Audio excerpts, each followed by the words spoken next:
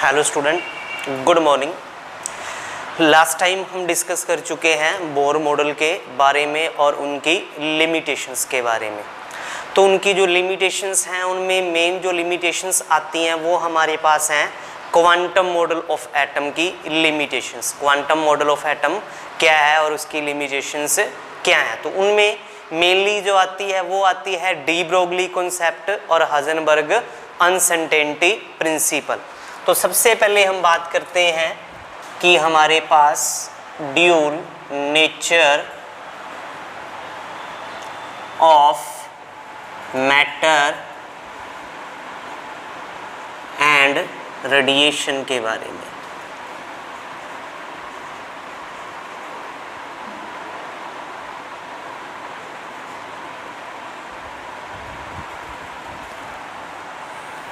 Dual nature of matter and radiation क्या चीज़ है। तो जो ये कॉन्सेप्ट ये चीज़ बताता है कि जितने भी माइक्रोस्कोपिक पार्टिकल हैं या हम कहें जितना भी मैटर है या रेडिएशन है उनका ड्यूल बिहेवियर है। मींस वो पार्टिकल नेचर भी शो करते हैं और वो वेव नेचर भी क्या करते हैं, शो करते हैं। उसी को क्या बोला जाता है, dual behaviour of matter and radiation. तो dual nature of matter and radiations में जो हमारा कॉन्सेप्ट आता है आगे वो क्या आता है, डी ब्रोगली कॉन्सेप्ट। क्या आता है, डी ब्रोगली कॉन्सेप्ट या डी ब्रोगली इक्वेशन भी कहा जाता है इसको। तो ये क्या बताता है, साइंटिस्ट का नाम था लुइस डी ब्रोगली। उन्होंने बोला जितने भी माइक्रोस्कोपिक पार्टिकल हैं means electron, proton, neutrons, they possess dual behaviour. Means they have wave character as well as particle character. This is known as de Broglie concept. तो क्या स्टेट देता है, it state that all microscopic particle like electron, proton and neutron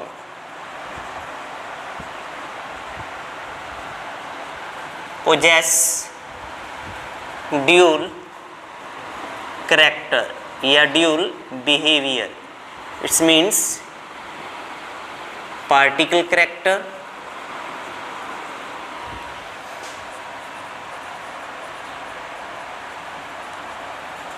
as well as wave character. This is known as de Broglie concept कि जितने भी microscopic particle हैं universe में, electron, proton, neutrons, इनका ड्यूल बिहेवियर है। कई जगह पे ये वेव करैक्टर शो करते हैं और कई जगह पे ये पार्टिकल करैक्टर जो हैं वो ये शो करते हैं। इसी को क्या बोला जाता है, डी ब्रोगली कॉन्सेप्ट। तो जितने भी मैटर हैं या रेडिएशंस हैं उनकी बात कर रहा है ये। तो अगर हम बात करें फोटोन की, अगर हम किसकी बात कर ले, फोटोन, तो फोटोन क्या एक रेडिएशन है। रेडिएशन है तो वो क्या शो करेगा, हमारे पास ड्यूल बिहेवियर जो मैटर और रेडिएशंस का है उसको क्या करेगा, वो शो करेगा। मींस वेव नेचर भी शो करेगा और पार्टिकल नेचर भी शो करेगा।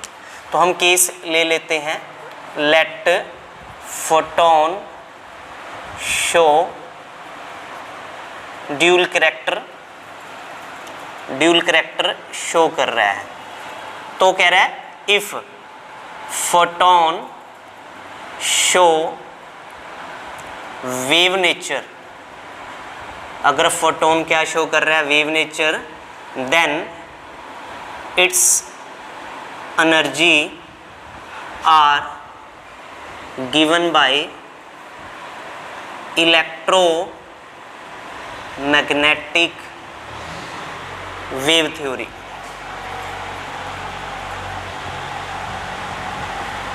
तो इसकी एनर्जी कैसे दी जाएगी, इलेक्ट्रोमैग्नेटिक वेव थ्योरी के अकॉर्डिंग, जो क्या है E is equal to, sorry electromagnetic wave theory नहीं, प्लैंक्स क्वांटम थ्योरी के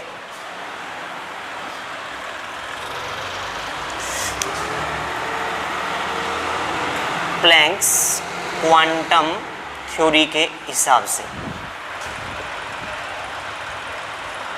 इस इक्वेशन से दी जाएगी। अगर हम मान रहे हैं कि जो फोटोन है वो क्या शो कर रहा है, वेव नेचर, पर अगर वेव क्या शो कर रहा है, यानी फोटोन क्या शो कर रहा है, if photon show particle character या particle nature, then its energy is given by Einstein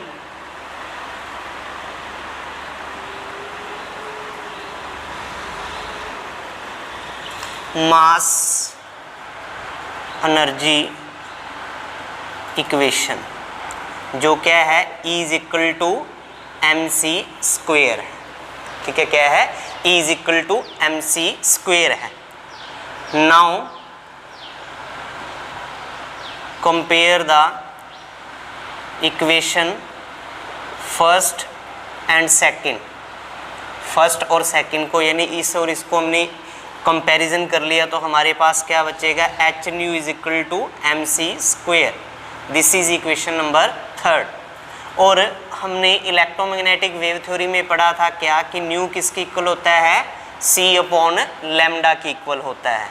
तो यहाँ पे न्यू की वैल्यू पुट कर देंगे सी अपॉन लैम्डा, तो एक सी से एक सी क्या हो जाएगा, कैंसिल हो जाएगा। और इसको हम रीअरेंज करेंगे, रीअरेंज करेंगे तो हमारे पास जो इक्वेशन बन जाएगी वो क्या बन जाएगी, lambda is equal to H upon M V बन जाएगी।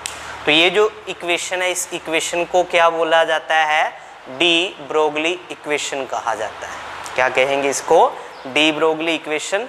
ये जो लैम्डा है, इस लैम्डा को बोला जाएगा डी ब्रोगली वेवलेंथ। और ये एच जो है इसको बोला जाता है Planck constant, M mass of the radiation और फोटोन, और V velocity of radiation and photon.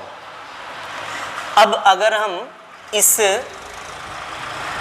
Equation में c जो है velocity of radiation and wave, इसको रिप्लेस कर दें किससे, v से, सॉरी ये c है हमारे पास, अगर इस c को रिप्लेस कर दें हम किसके साथ, v के साथ, तो हमारे पास जो लैम्डा है वो क्या आ जाएगा, lambda is equal to h upon M we.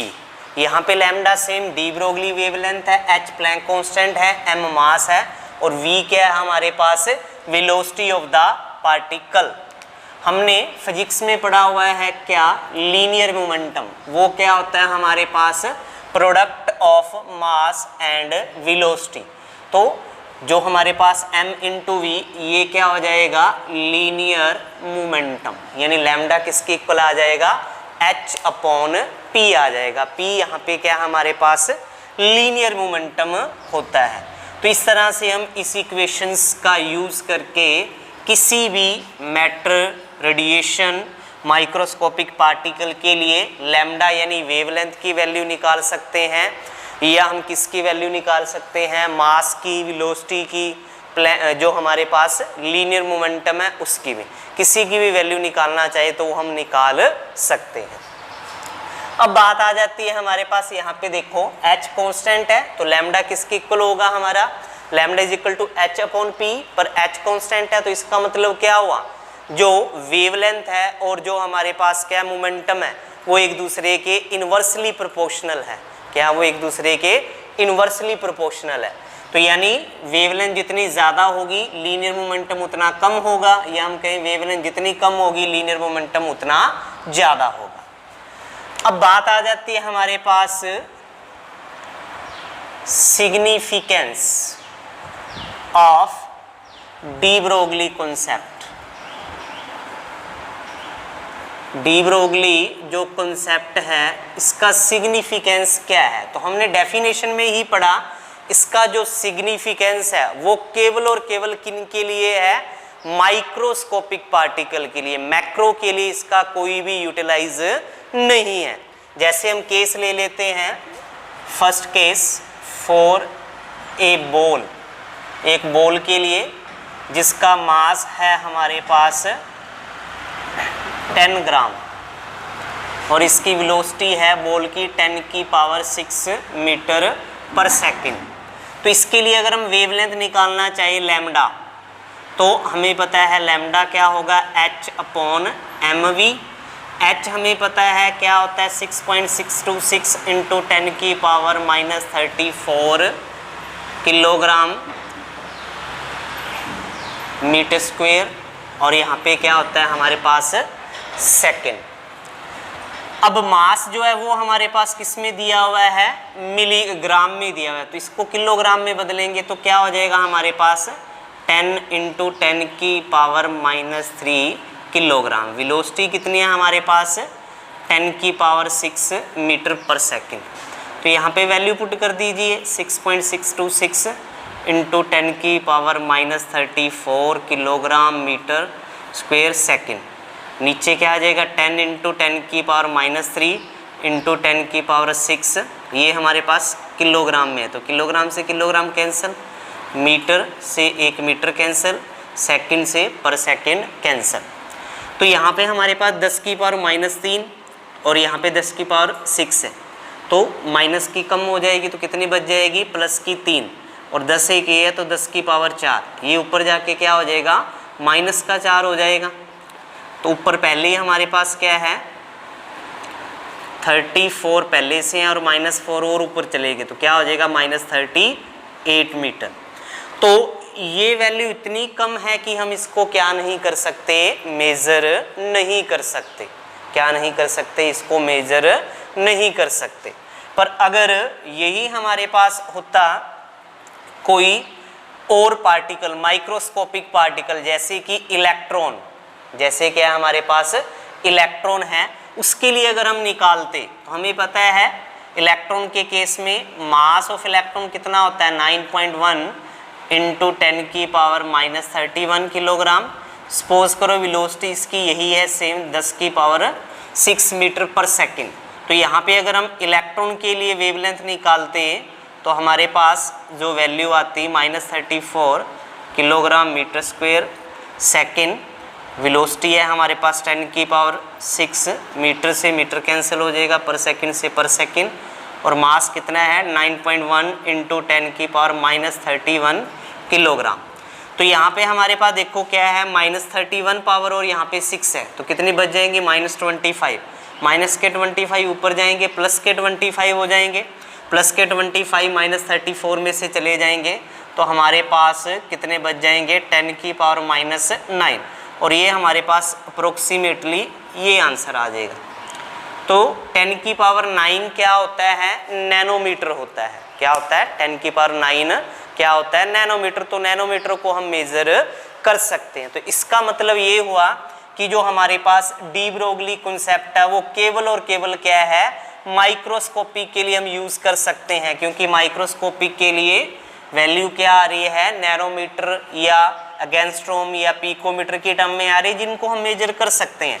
पर अगर हम मैक्रोस्कोपिक पार्टिकल के लिए बात कर लें जैसे मूविंग बॉल, उसके लिए कितनी वैल्यू आ रही है 10 की पावर -38 मीटर। कितनी आ रही है -38 मीटर, जो क्या हमारे पास बहुत बहुत कम है। जो इलेक्ट्रोमैग्नेटिक रेडिएशंस होती है उससे भी क्या है बहुत कम है, जिसको हम क्या नहीं कर सकते, मेजर नहीं कर सकते।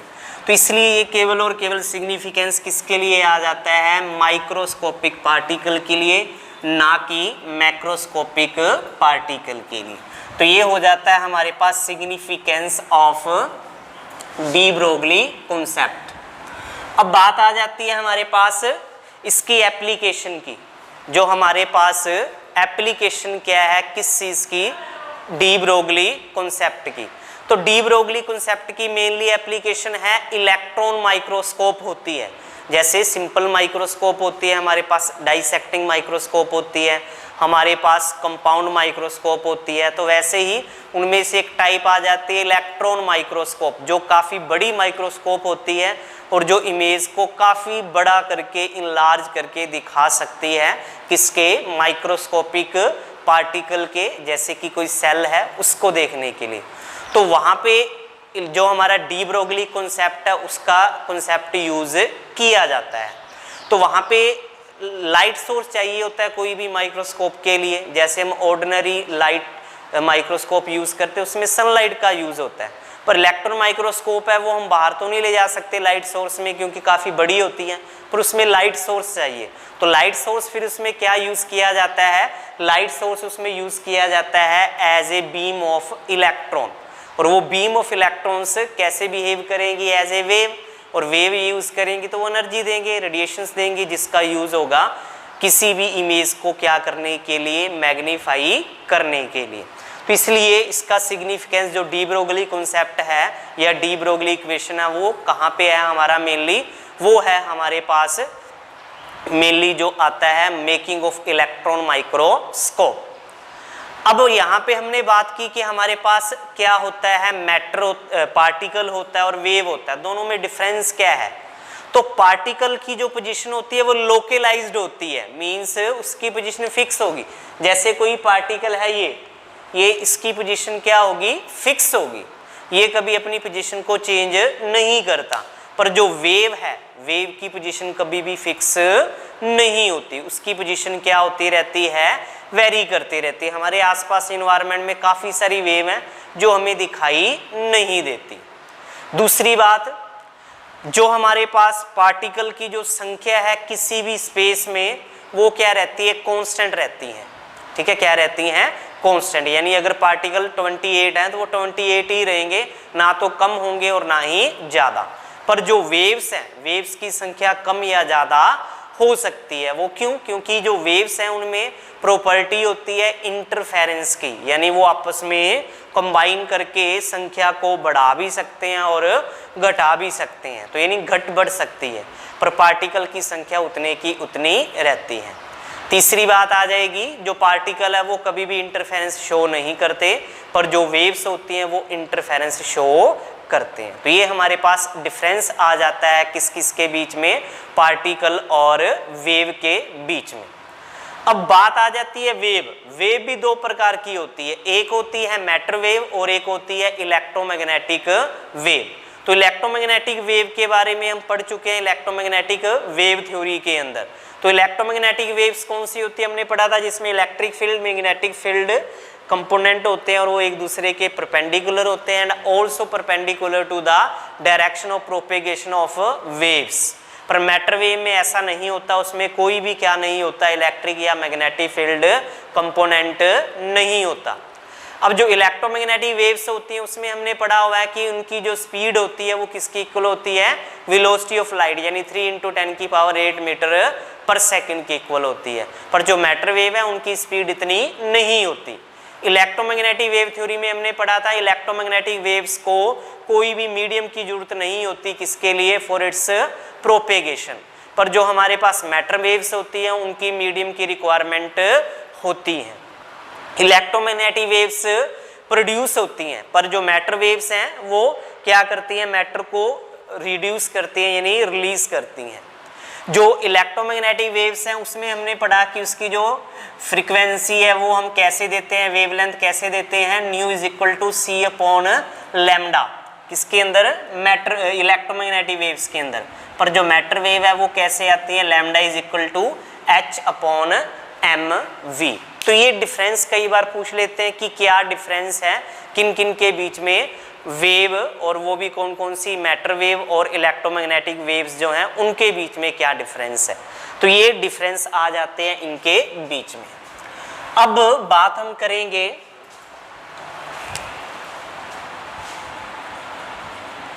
Verification of wave and particle nature, wave and particle nature of electron.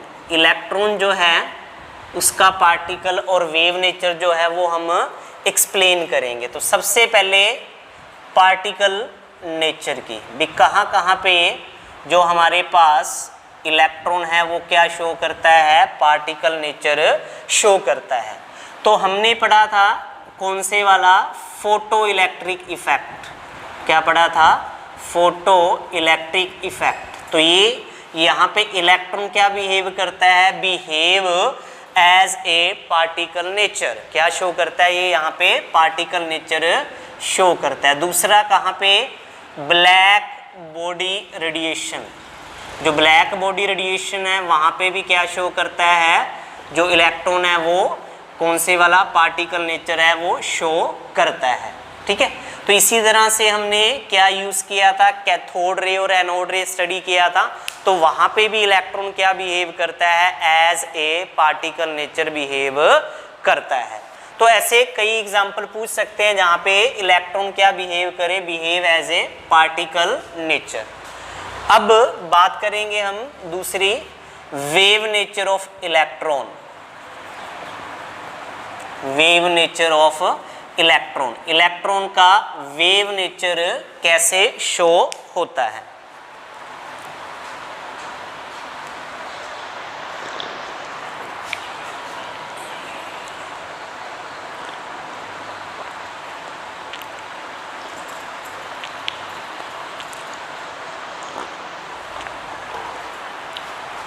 तो वेव नेचर के हमारे पास 2-3 एक्सपेरिमेंट हैं। सबसे पहले है डेविसन एंड जर्मर एक्सपेरिमेंट।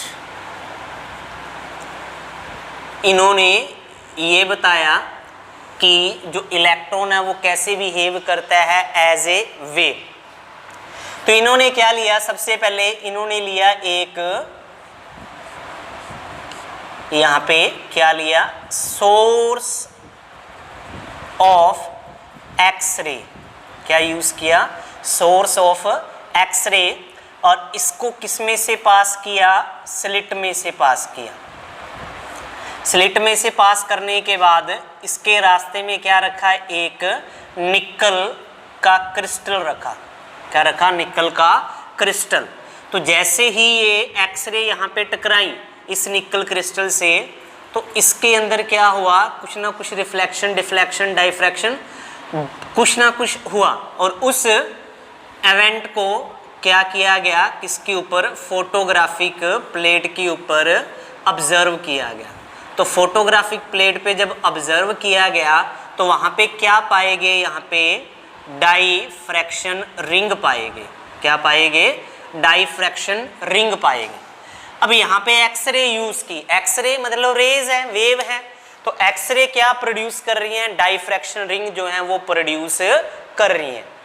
तो एक्सरे प्रोड्यूस कर रही है, तो इसका मतलब ये जो डाइफ्रैक्शन रिंग जो प्रोड्यूस करने का जो करैक्टर है वो केवल और केवल किसका है, वेव का है। अब यही सेम एक्सपेरिमेंट डेविसन और जर्मन ने किस चीज के ऊपर किया, यहाँ पे अब क्या लिया गया, एक्सरे की जगह सोर्स ऑफ इलेक्ट्रॉन बीम, क्या यूज किया गया, सोर्स ऑफ इलेक्ट्रॉन बीम जो है वो यूज की गई। वो यूज की गई तो क्या मिला उससे यही सेम कि इलेक्ट्रॉन बीम की स्लिट में से पास हुई, निकल के ऊपर बॉम्बार्ड की गई, रिफ्लेक्शन डिफ्रैक्शन हुई, तो इसमें भी क्या मिले हमें, सेम डाइफ्रैक्शन रिंग मिले। क्या मिले हमें, सेम डाइफ्रैक्शन रिंग मिले। तो ये जो रिंग मिल रहे थे ये हमने कब प्रोड्यूस किए, जब एक्सरे यूज कर रहे थे। एक्सरे क्या है, वेव है, तो अगर एक्सरे वेव है और वो डाइफ्रैक्शन रिंग प्रोड्यूस कर रही है, सिमिलर ही डाइफ्रैक्शन रिंग कौन प्रोड्यूस कर रहा है, इलेक्ट्रॉन बीम भी प्रोड्यूस कर रही है। तो इसका मतलब इलेक्ट्रॉन भी क्या बिहेव करता है, एज ए वेव जो है वो क्या करता है, बिहेव करता है। तो इससे ये क्लियर हुआ कि इलेक्ट्रॉन भी क्या शो करता है, वेव नेचर शो करता है। तो आपसे पूछ सकते हैं कि इस एक्सपेरिमेंट को ड्रा करें, एक्सप्लेन करें, या इसका नाम बताइए क्या है। तो क्या है, डेविसन एंड जर्मन एक्सपेरिमेंट। तो उन्होंने पहले तो किया एक्सरे के लिए यूज, जिसमें हमें डाइफ्रैक्शन रिंग मिले, फिर उन्होंने एक्सरे की जगह क्या यूज कर लिया, सोर्स ऑफ इलेक्ट्रॉन बीम, तो उन्होंने भी क्या दिए, डाइफ्रैक्शन रिंग दिए, जिससे ये क्लियर हुआ कि जो इलेक्ट्रॉन है वो भी क्या बिहेव करते हैं, as a wave nature show करते हैं या बिहेवियर शो करते हैं। ठीक है, तो ये हमारे पास हो जाता है डी ब्रोगली कॉन्सेप्ट, उसकी एप्लीकेशन, उसका सिग्निफिकेंस और उसकी verification of wave and particle nature of matter and radiation. अब इसके बाद आते हैं न्यूमेरिकल।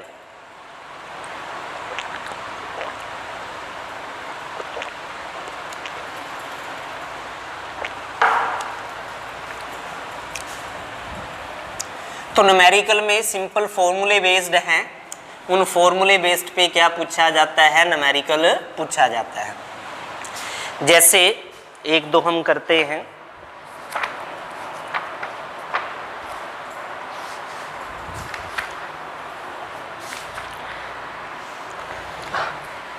हाँ जी, जैसे हमें कह रहा है ए टेनिस बॉल, यानी एक टेनिस की बॉल है जिसका मास है हमारे पास 6 × 10⁻² kilogram, is moving with a speed of 62 metre per second. कितनी स्पीड से चल रही है वो, 62 मीटर पर सेकेंड। मास हमें कितना दिया हुआ है, 6 × 10⁻² किलोग्राम, और स्पीड यानी वेलोसिटी कितनी दी है हमें, 62 मीटर पर सेकेंड। आगे कह रहा है calculate the wavelength associated with this moving tennis ball, will the movement of this ball exhibit A wave character और नॉट। अगर पहले तो हमने इसकी वेवलेंथ की वैल्यू निकालनी है, एच हमें गिवन ही होता है, कितना होता है 6.626 10⁻34 किलोग्राम मीटर स्क्वायर सेकेंड, ये वैल्यू हमें गिवन होती है। तो पहले तो उसने पूछा है कि वेवलेंथ की वैल्यू बताइए कितनी आएगी। अब वेवलेंथ की जो वैल्यू आई उससे ये पता करना है हमने कि क्या ये एक वेव नेचर शो करेगा या नहीं करेगा। तो जिनकी वैल्यू लैम्डा की वैल्यू 10⁻12 से ऊपर आती है, या हम कहें ज़्यादा आती है नेगेटिव में, उनको मेजर नहीं किया जा सकता, और जिनको मेजर नहीं किया जा सकता उनको हम किस में कंसीडर नहीं कर सकते, वेव नेचर के अंदर कंसीडर नहीं कर सकते। तो यहाँ पे हम वैल्यू पुट करेंगे, h 6.626 × 10⁻34 kilogram metre square second, mass कितना है 6 × 10⁻² किलोग्राम, वेलोसिटी है 62 मीटर पर सेकेंड। ये कट जाएगा, मीटर से मीटर कट जाएगा, किलोग्राम से किलोग्राम कट गया। ये हमारे पास क्या है 10⁻² है, ऊपर जाके क्या हो जाएगा +2 हो जाएगा, +2 हो जाएगा। तो हमारे पास क्या हो जाएगा, ऊपर -34 में से +2 चली जाएंगी पावर, तो कितनी बच जाएंगी 10⁻32। ये हम नीचे जो है इनको मल्टीप्लाई करके ऊपर वाले से डिवाइड करेंगे, तो ये जो हमारे पास अप्रोक्सीमेटली आंसर है वो आ जाता है 1.8 × 10⁻34 मीटर।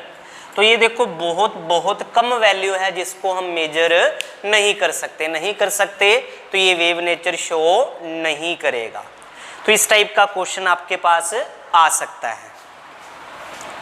ठीक है, एक क्वेश्चन मैं करवा देता हूं जिसमें काइनेटिक एनर्जी दी होगी।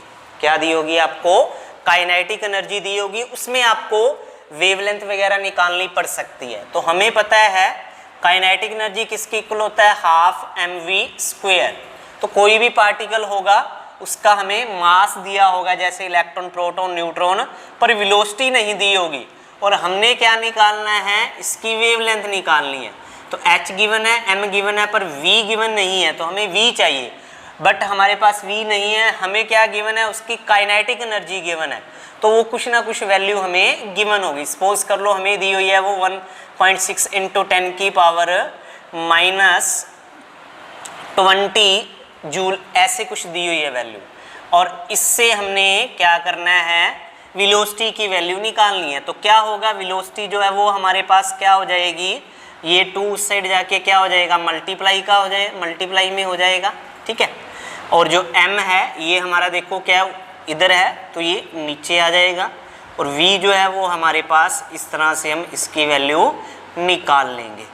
तो हमें मास गिवन होगा, ठीक है, इसको हम सोल्व करके किसकी वैल्यू निकाल लेंगे, v की, और वो v की वैल्यू यहाँ पे हम क्या कर देंगे, पुट कर देंगे। तो इस तरह से हमारे पास v की वैल्यू आ जाएगी, और उससे हम क्या निकाल सकते हैं, लैम्डा की वैल्यू निकाल सकते हैं। ठीक है, ये दूसरे टाइप का क्वेश्चन। तीसरे टाइप का क्वेश्चन आपको दे सकता है भी कोई पार्टिकल है, वेव है, उसकी स्पीड इतनी है और उसकी जो एक्यूरेसी है वो 1% है। जैसे क्वेश्चन है, कह रहा है calculate the D Broglie wavelength of an electron जिसका मास है 9.1 × 10⁻31 kilogram, moving at 1% speed of light. वो जो स्पीड ऑफ लाइट है उसका 1%, स्पीड ऑफ लाइट कितनी है 3 × 10⁸ मीटर पर सेकेंड, इसका 1% यानी ये हो जाएगा, तो इसको कट कर लो तो कितना बन जाएगा 3 × 10⁶ मीटर पर सेकेंड। तो इस तरह से यहाँ से वेलोसिटी आ जाएगी, मास गिवन ही है, h गिवन है, तो डिवाइड करो मल्टीप्लाई करो और आपका क्या आ जाएगा आंसर आ जाएगा। तो इस तरह से डी ब्रोगली कॉन्सेप्ट के जो न्यूमेरिकल है वो आपके हो जाएंगे। इसके कुछ 2 टॉपिक और हैं, एक है इससे बोर मॉडल जो है उसका पासुलेट जो mvr = nh/2π वो हमने एक ड्राइव करना है, और एक जब किसी वेव को पोटेंशियल डिफरेंस में रख दिया जाता है तब क्या होता है वो हम कैलकुलेट करेंगे, वो हम करेंगे कल। तो आज आप इतना ही पढ़ोगे और इसके जो न्यूमेरिकल हैं वो सोल्व करोगे। आपकी बुक में काफ़ी सारे दिए हुए हैं, जितने हो सके आप मैक्सिमम इसको सोल्व करें। Thank you, have a nice day.